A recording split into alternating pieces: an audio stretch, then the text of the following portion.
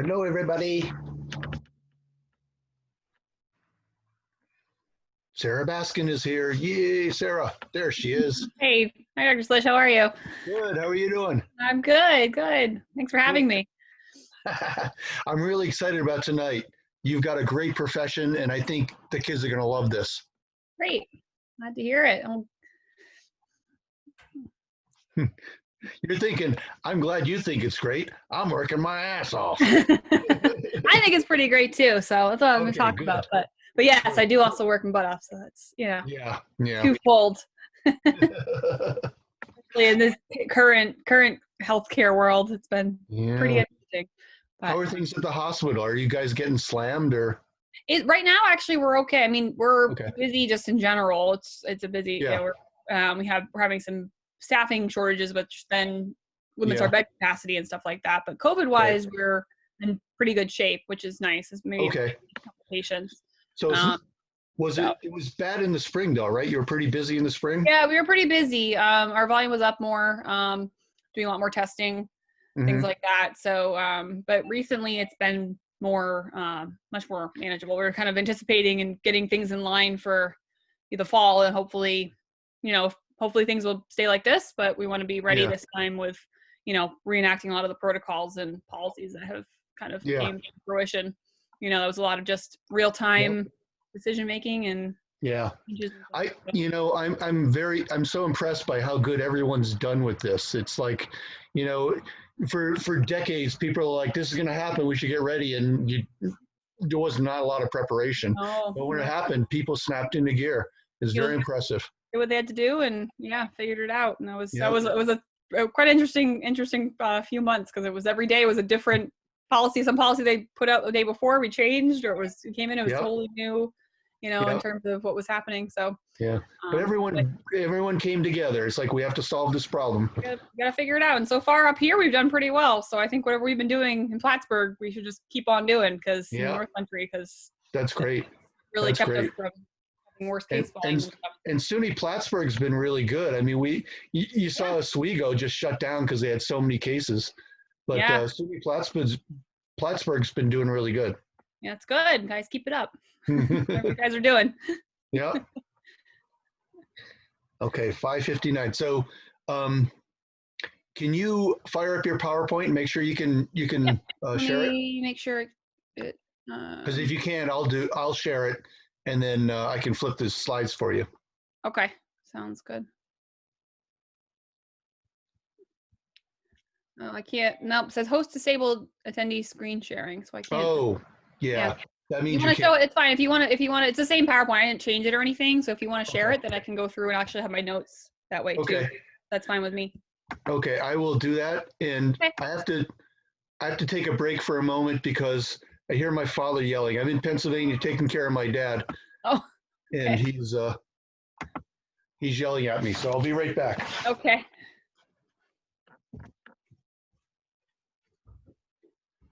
Dad, what's up? Well, I'm in my class right now. What's going on in the kitchen? Oh, he's not coming till 7 o'clock yet. He'll be fine. It's 6. Yeah. So I'll be done 10 minutes before he's supposed to come, so it'll be fine.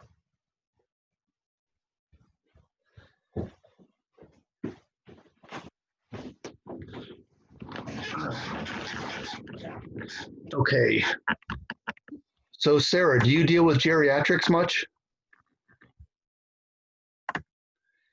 Do you deal with geriatrics much? Because it's pretty much all about patients. Yep. That's most of my job right now. Actually, it's a lot of geriatrics. So feeding yourself a lot, and just patience is huge. That's I Yeah, completely understand. my dad's 89. I'm in Pennsylvania at his house, and I'm just kind of keeping an eye on him for a bit. Oh, is he doing okay? Eh, Health wise and stuff? Or? End of life stuff, I mean, he's doing okay, but old age doesn't get better. Yeah, you know. I know. So, okay, 6:01. People will probably still be coming in for a bit. That's fine. But this isn't what I wanted. Hang on a second. I want to open it in PowerPoint because in that slide share, Oh, it looks different. Yeah. Yeah.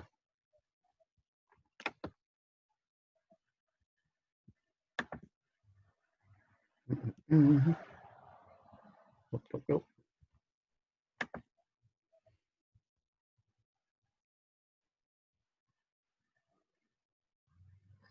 Well, maybe I can do this. Hang on a second. Download. Oh, download. There we are.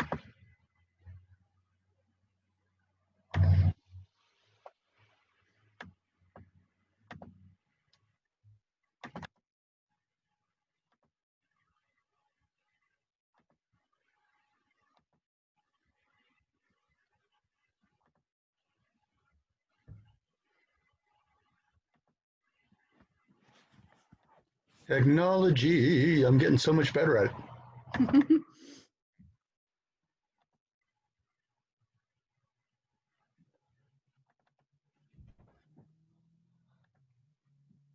Okay, can you see that?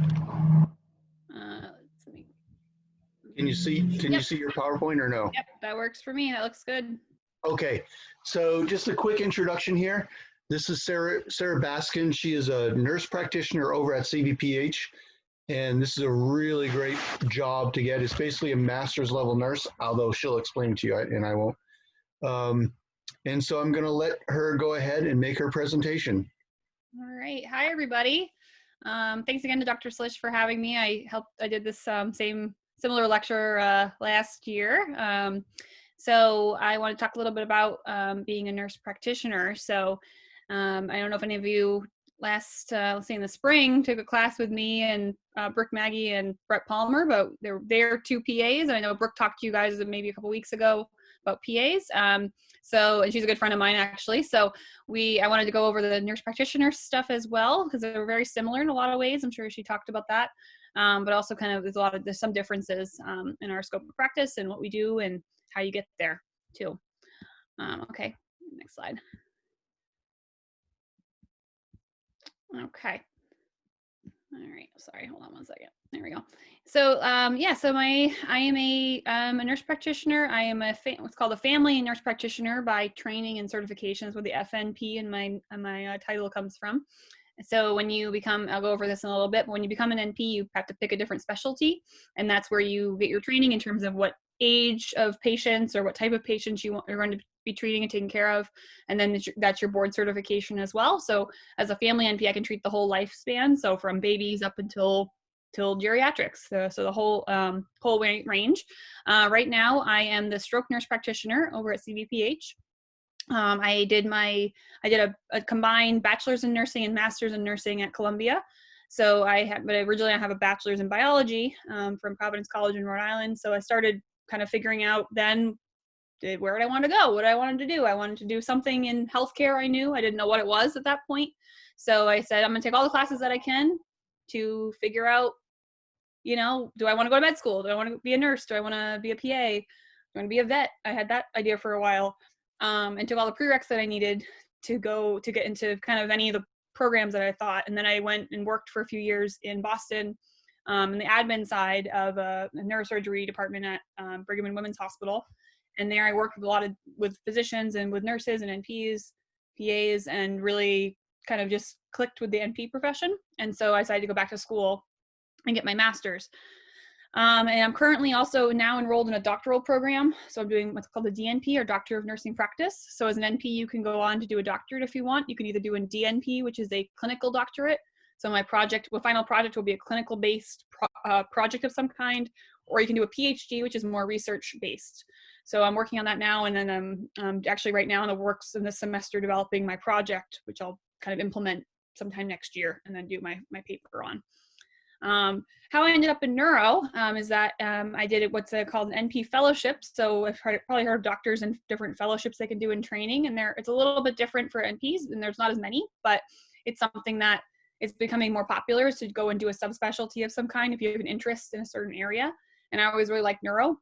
And I just happened to move to New Jersey anyway with my fiance, now husband, for his residency. He's a doctor. And so I said, I'm going to try this. And I really loved it. And I stayed in neurology there. And then we moved to Plattsburgh. And this opportunity to work in stroke came up at CVPH. And it's been really great because I've been able to kind of develop the job myself and have a lot of autonomy. And we actually just got a new neurologist I'm going to partner with a lot in the next year or so, too. So that's me. And those other letters after my name, the CNRN and SCRN, are a couple different specific to neuro and stroke certifications you can do. As a nurse, you can do a bunch of different subspecialty certifications if you work in the ER or do critical care. Pediatrics, you can do. These are just two that are neuro related that I got the last couple of years. Okay, next slide.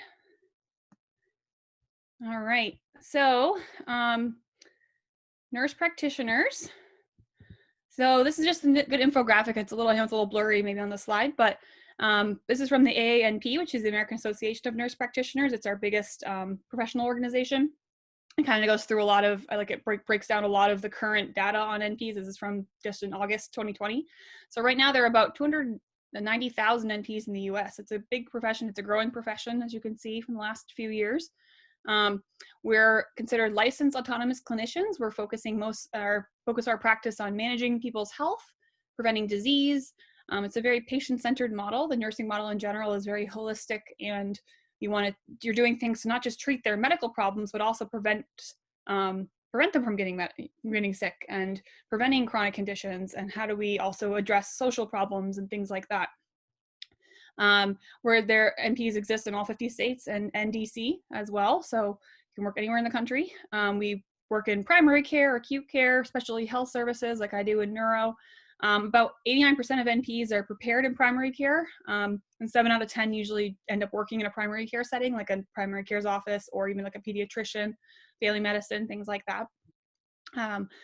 We can diagnose conditions, treat in terms of like ordering medications, manage medical conditions, order testing, prescribe other treatments, prescribe medications. We do a lot of things like providing patient education. That's a big part of my job. So you do kind of the whole gamut, and you're a clinician, you're a provider, just like PAs are, like physicians are, and we're considered really colleagues with them. I know I won't go too much into the difference between a PA and an NP. I know that Brooke kind of went over that, but we consider, at least at CVPH and a lot of hospitals, we are considered advanced practice providers or APPs, PAs and NPs, and we work very closely with them. They're all colleagues and friends of mine. I have a lot of PA friends. And in a lot of ways, we function very similarly, at least where we are here. But their training is a little bit different, as she had told you. So I'm going to go into a little bit, how do you get into the NP profession? What's the kind of the pathway? What my pathway is one way. There's a lot of different ways you can get to become an NP as well. Other types of NPs, we're considered what are called advanced practice registered nurses, or APRNs. Those also, that kind of umbrella term covers certified nurse midwives, nurse anesthetists as well. They help in surgery, and clinical nurse specialists. Okay, next slide. All right, so these are just some specialties, like I was saying before. So when you go to school, you have to kind of pick a program based on where you want to work and who you want to treat. So like I said, I'm in family, so I'm a family NP, FNP. So I was in family health. That was my training. You can also do acute care, adult, gerontology now kind of gets lumped, adult and kind of gero end up together. There are also some neonatal NPs, pediatrics, psych. If you really like psych NPs are in huge demand. There's a big need for them, and women's health as well. And then you also can do subspecialty areas like I do with neurology. I work with a lot of cardiology NPs, NPs in the ED and derm and oncology. Your board certification is one of the ones on the left-hand side. You have to pick one of those to do your actual certification, but then you can do these subspecialty practices, either with a fellowship or not. I could tomorrow decide I'm going to go work in cardiology or get a job in cardiology. I have some learning to do, but I like that about being an NP, is that you have the flexibility to kind of change your interests and change where you want to work over the course of your career. So I might not be in neuro forever. I could pick a different specialty if I was interested, and kind of learn, you're a generalist, and you kind of become more of a expert in certain areas if you want to be. One thing I wanted to point on the last slide was that base salary, that was a question that came up last year. Median base salary for an NP, for a full-time NP, was $110,000 a year in 2019. So that's pretty good. And that's about comparable to what we get paid up here as well. So just think about that. I know that's it's a big consideration when you're picking a career too. All right, next slide. So, and education. Oh, sorry, education. Yeah, there we go. There are right now about 400 NP programs in the U.S. The first one was started in Colorado in 1965. Most programs are about 2 to 4 years long, depending on if you go full time or part time. How you start in the program if you're coming in with already have your RN degree, your BSN. Your prereqs kind of vary depending on the program, but in general, it's things like biology, chemistry, anatomy and physiology, psych, microbiome, stats, things like that. That, like I said, when I was considering what to do with my life, I picked all those things and did all of them because I would say, well, at least I'll have them all done. And then I can decide where I want to take this. And then you can look at specific programs and say, do you need a prereq? I think I had to take a nutrition class or something like that additional to qualify to get into Columbia. So it'll be a little dependent on the program that you pick, but generally speaking, you pick all the sciences, you're going to be in pretty good shape. You all NPs, if you're going to become a nurse practitioner, you become a nurse first. You're a registered nurse first, and that's kind of the philosophy we follow too, is that I'm a nurse first, because we follow that nursing model, that caring holistic model. And typically NPs will work as RNs before going back to school. I didn't do a ton of that, to be honest. I went through a direct entry program at Columbia that you could go if you had no nursing experience at all.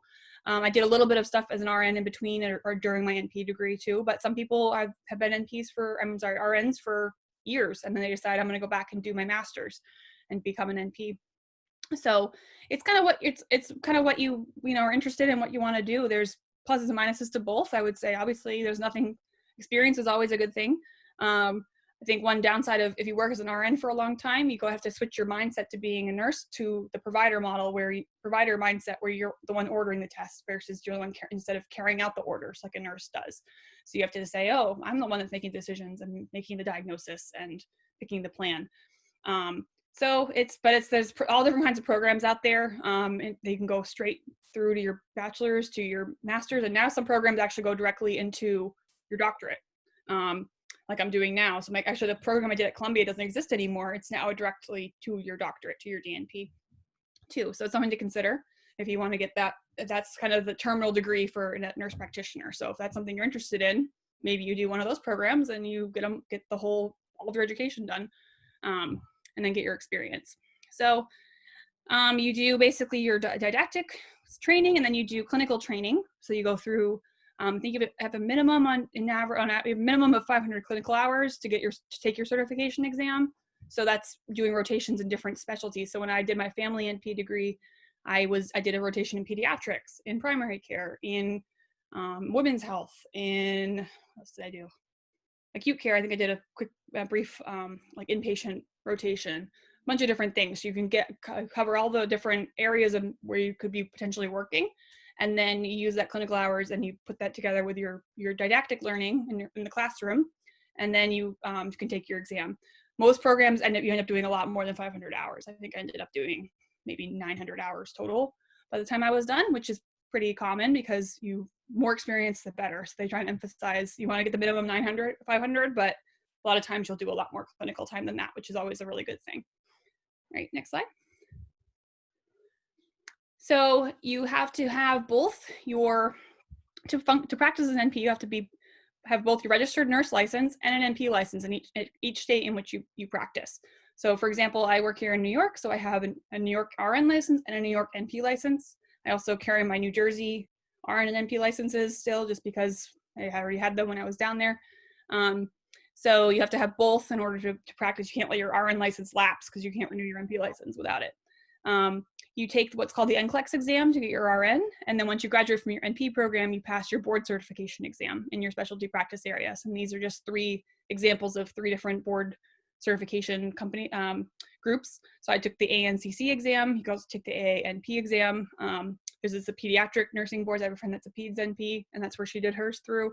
Acute care is a different company or different group, too. And so then you recertify every 5 years. You don't have to necessarily retake your exam, but you have to prove that you've done continuing ed, you've done classes, you've done courses, you can get those a certain number of practice hours. You can be a preceptor and teach other NPs, and that helps you get recertified too. So there's a lot of different ways you can fulfill that. If you let it lapse, you have to retake your exam. So it's good to be up to speed. And it's actually pretty easy. I had probably all the hours that I needed in CMEs and continuing ed credits by like year 2, because it's you want to do that as part of your learning anyway, and becomes part of your regular work is to do continuing ed credits. All right, next slide. All right, and then our function as medical providers. So, we're considered very highly skilled practitioners. We can assess, like I was saying, assess, diagnose, treat patients, prescribe medications, order tests. We work alongside our other medical colleagues, so doctors, PAs, other types of APRNs, RNs, etc. Your roles and responsibilities often kind of depend on where you work. Like where I work in stroke, I work in a lot of different areas. I work in the ER, I work on the floors. Hopefully we're gonna start an outpatient stroke clinic that I'll be helping run as well. So you can have your hands in a lot of different parts of medicine, or you can say, I only want to work. My old job was just in the office. I was just in the neuro clinic, and that was fine. And your responsibilities can change. Like right now I have a blend of, I do some clinical practice. I also do some administrative type stuff and program direction. And we do things like writing protocols and policies and initiating different education programs. And I teach to the nurses and to the residents and my fellow providers as well about things with stroke and things that we've implemented at our hospital. So you kind of it's what you make of it in terms of what you in your job, what you might want to do as a nurse practitioner. So it kind of depends on where you work and what your title is and your responsibilities. So in New York, we're considered independently licensed practitioners or providers. Practice laws vary state to state. That's one big thing that's pretty interesting, is that one thing that we're actually as a profession we need to kind of, I think, work on, in my opinion, is that making some more continuity across the country about the practice laws. It can vary where you work in terms of how restrictive your practice is, which means how much you need to have someone else supervising you to work. In New York, we in 2015 they passed what's called the NP Modernization Act, and so after 3,600 hours of practice, after you work for basically a full time for, I think it's 2 years, ends up being, you can function autonomously or independently if you want to. But what's interesting is that if you work in most hospitals will then also require you to have a collaborative physician. So you have to have someone that you work with closely that looks at your charts and periodically, and that is kind of looking, kind of checking on the quality of your work and things like that. And you have to follow the hospital policy over what the law is. But in New York, if you want to work privately, you can. Like in New York City, there's a couple different NP-run clinics that are just nurse practitioners that are all from actually Columbia-based nurse practitioners. Some of them I used to work with or I knew from school. And they run their own practice all without any physician oversight at all. Some states are very restrictive. If you go to the South, especially like in Texas, I think, in Florida, you have to have a collaborative physician no matter what. And it's a little bit more restrictive. Some states like here or like Maine, for example, where I grew up in Maine, you can, as soon as you graduate, you are autonomous. So it's something to look up depending on where you want to live if you're going to stay in New York. I think our laws are pretty good. And actually that law, that the Modernization Act, is up for, I think it's the term is to re-up it for the kind of make it more permanent as of this year. So we're working on that as a professional organization in New York to kind of promote that, and hopefully we get it finalized and permanent in the state. Let's see, anything else? Yeah, that's it. And the collaborating physician isn't someone that micromanages you. It's someone that uses a resource. They review your charts to say, hey, I think you're doing a great job here, but maybe we could improve this part. Or maybe you need to, when you're doing things, here's some suggestions about your, about how you're billing or how are you documenting and things like that. So, and so I think it's not a bad thing to have a collaborative physician, and I like knowing I have someone that's I have backup, and I have someone that I know what I don't know, and I want to continuously be learning. So I think having someone you work with is actually a pretty good thing. All right, next slide. And this is just a little more about kind of the practice laws in the state. So like I was saying, so in New York, we're a yellow state. So if you have full practice, reduced practice, restricted practice. So like you say, a lot of the South, you can see a lot of the South is restricted practice, meaning that the practice laws, licensure laws, kind of restrict the ability of NPs to be more autonomous. And as promoting that, hopefully a lot of those laws get changed and that we can have more autonomy, because we are very skilled and knowledgeable clinicians. And I think it's really important that we start to kind of catch the laws up to that. And I think a lot of states, a lot of this has been improved even since I've become an NP about 5 years ago.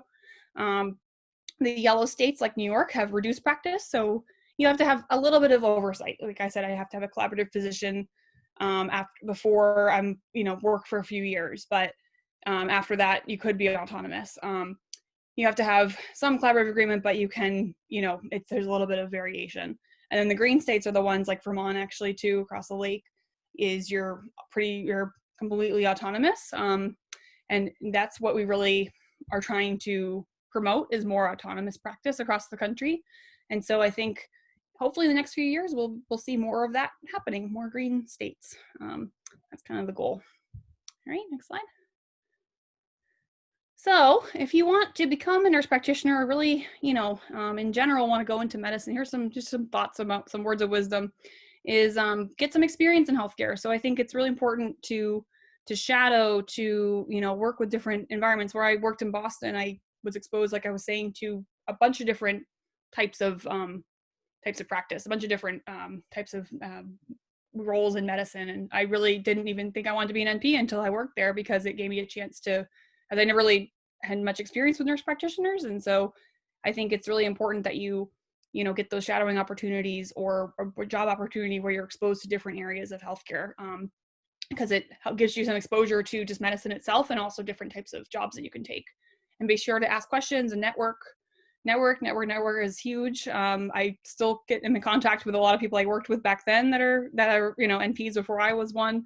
And also staying connected with my former classmates too. And I've made new connections now through my doctoral program that I know I'm going to use in the future for professional growth, and especially in different things, in just in neurology or other specialty areas. And also, if you're looking for jobs, networking is huge as well. So do that as much as possible. Practice it. It's a skill you have to learn, I think, networking as well. So one important thing too is also join your professional organization. So like I mentioned, the ANP, which is the biggest NP group in the US, a professional group. They host really great conferences and are great for networking, and they have job postings, and they have different types of free CME education online, different little courses you can take. The one in New York is called the NPA, or Nurse Practitioner Association of New York. I've been involved in that too. I'm actually our area is called the Adirondack region. We're in region 4, where the Adirondack group is basically the North Country. And I'm the representative for our group. And I'm trying to kind of, once COVID's over, hopefully, we'll be able to do a little more like networking opportunities and meetings and things like that to recruit people to the group. Because that actually, the NPA has been one of the biggest reasons we've gotten that Modernization Act happened in the first place. They're a big lobbyist and promoted that with our leaders in Albany. So very important to join your professional organizations. There's a lot of benefits you can get from those, and you can really help advance your career and help advance the profession too, no matter where you want, NP or anything else. I think it's really important. And so when you're deciding what you want to do, consider where you want to practice. And you might not know until you do it. I came into my nursing school and I went, I think I want to do I don't remember what I wanted to do. It was not neuro. It was something, say like maybe women's health, I think. And then I did that and I said, this is not really for me. And I also thought I was going to stay outpatient. And then I did outpatient for a while even when I was in neurology, and then said, I don't know if I want to do that forever either. And this job actually was a nice blend of a few different things, which I like. So, but before you pick your specialty in school, really consider kind of what patient population too. Do you really like kids? Do you really not like kids? Do you like adults? Do you really not want to take, maybe that's not for you, or maybe I only want to do acute care. I only want to be in the ICU. So consider that with your interests, and talk to people that have worked in those different specialties. If anyone's interested, I'm happy to connect you with whoever I know in different practice areas.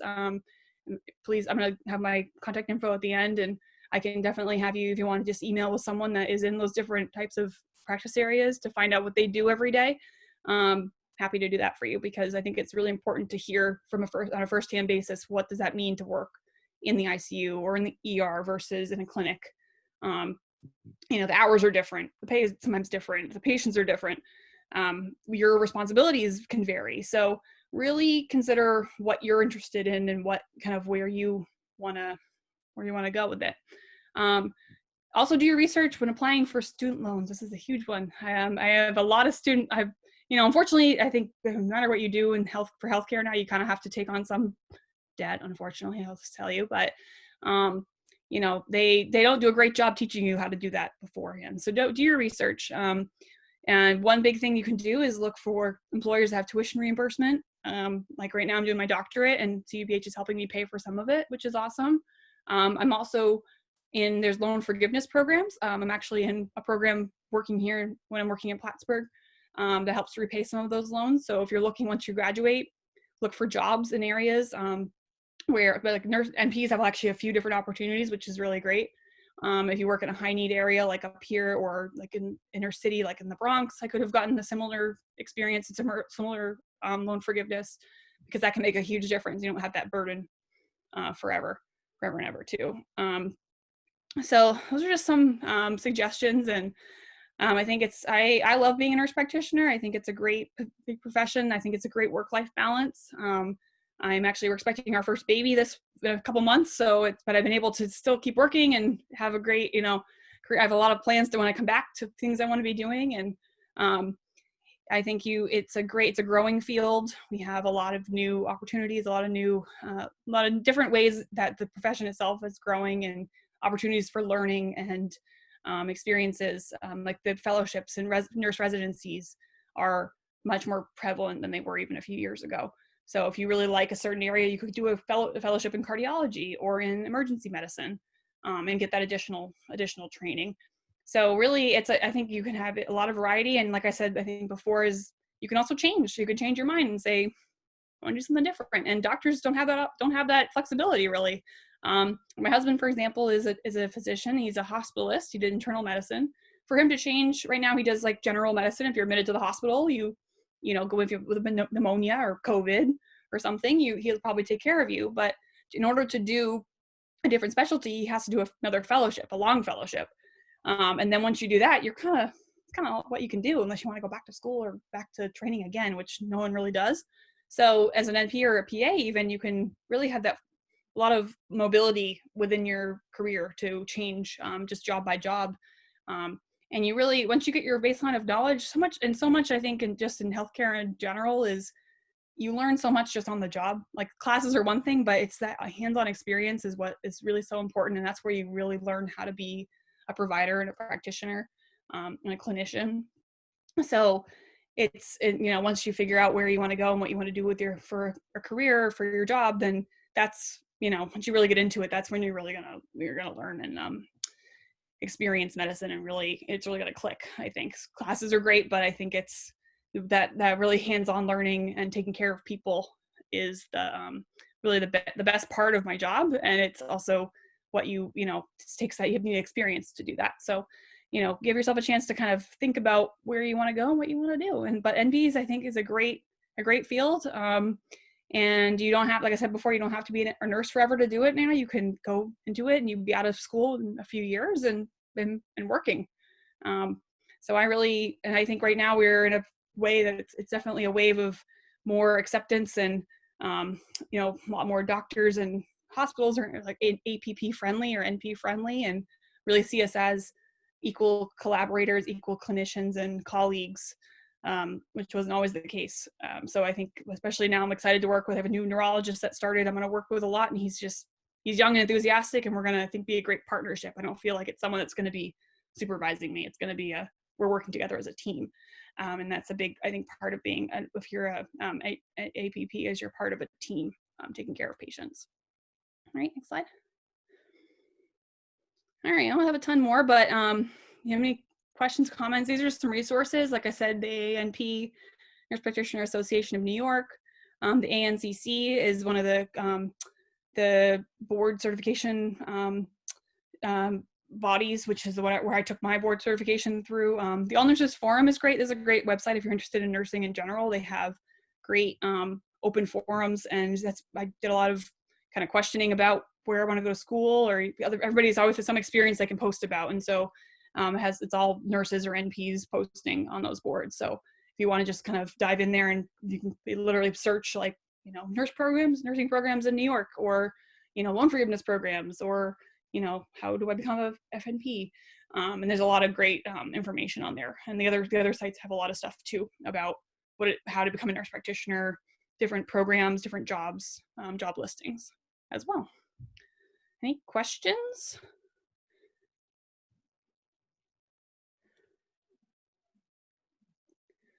Questions or comments?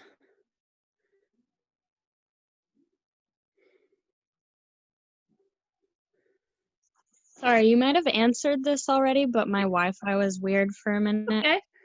Okay. What's the difference in like the responsibilities that you have and the abilities that you're able to do between having a master's in nurse practitioner and your DPT, or sorry, your DNP? Yeah, very good question. So right now there isn't a huge difference in terms of what I will, in terms of responsibilities, or like what the hospital say. So like I was saying, you have to follow what the hospital policy states. So once I get my DNP, my job really won't change per se, or my what they call clinical privileges, which is what the hospital grants you, saying you can do these things as a nurse practitioner.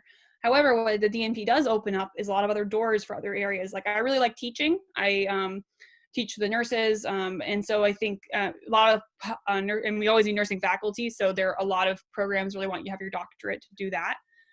It also helps open up some doors in terms of like leadership opportunities as well, because a lot of the classes are focused on a lot of kind of leadership skills and navigating these higher level discussions and conversations about budgets and other aspects of healthcare that are not necessarily clinical. So I think it kind of opens your mind. It opens, if people know that if you have your doctorate, you're in this other level of education and learning, and saying, oh, okay, you have the background to be a nurse leader of some kind, or you want to be involved in education. So it kind of opens those kind of avenues for you. I think down the road at some point there will be a difference in terms of your job and things like that. But the DNP is still kind of new, to be honest. So in terms of compared to how long NPs have been around. So it right now it won't change my job itself per se, but it will open up more opportunities and kind of what you're going to do, and kind of I don't say respect, but the kind of how people see you as a nurse leader in the future. Does that make sense? Yeah, thank you. You're welcome.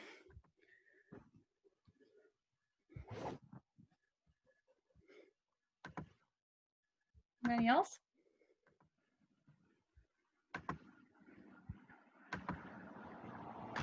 You can ask a question via chat too. We've got a little bit of time to kill here. We can sit and wait.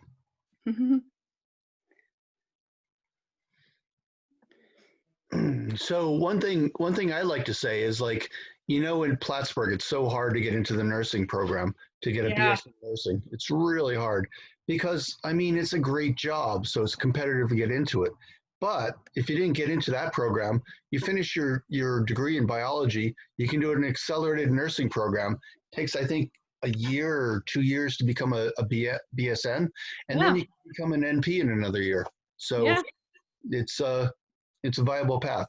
Exactly. Yeah. So I did a 4-year degree, and then you do basically, I had total about 3 years or so of school, maybe 3.5 years of school. Nice. People do it takes a little longer if you're working as an RN, and then you take your NP classes.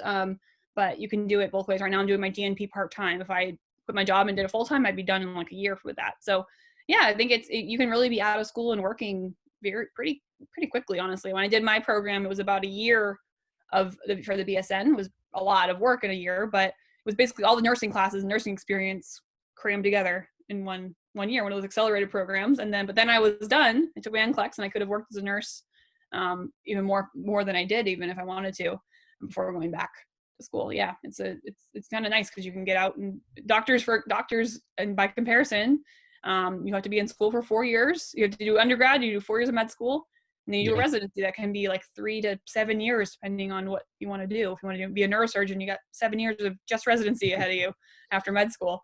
Yeah. So, and then a lot of people go on to do those fellowships too, that are at least a year or two, more training. So, Yep. which It's is a which is long great. path. That's your goal. That's that's great too. But I Right. like the fact that I was already in my 20s, and I said I don't want to be in school forever, and I want to be working. So that was kind Yep. of how I ended up in this path. Yep.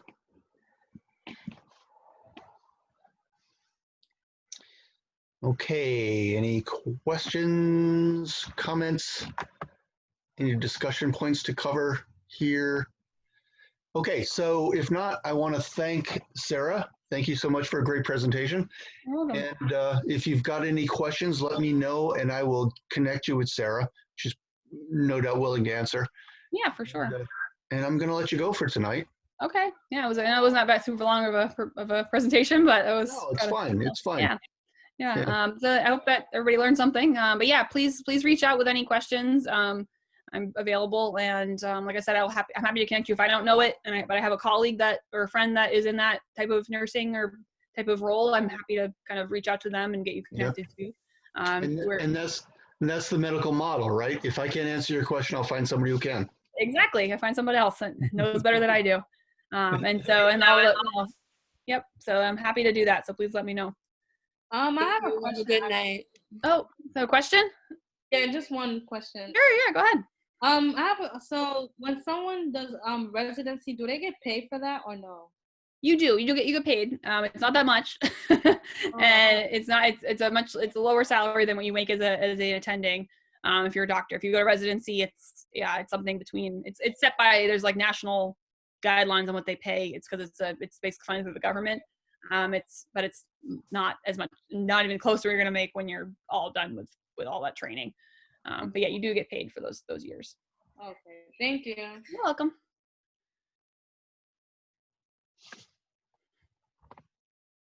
Anything else? Okay, sounds like rats fleeing a sinking I ship. hear all the sign-offs. Yeah. Okay, so we're going to close this down. Thank you so much, Sarah.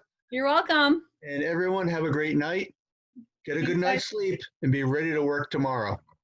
All right, bye, everybody. Take care. Good night.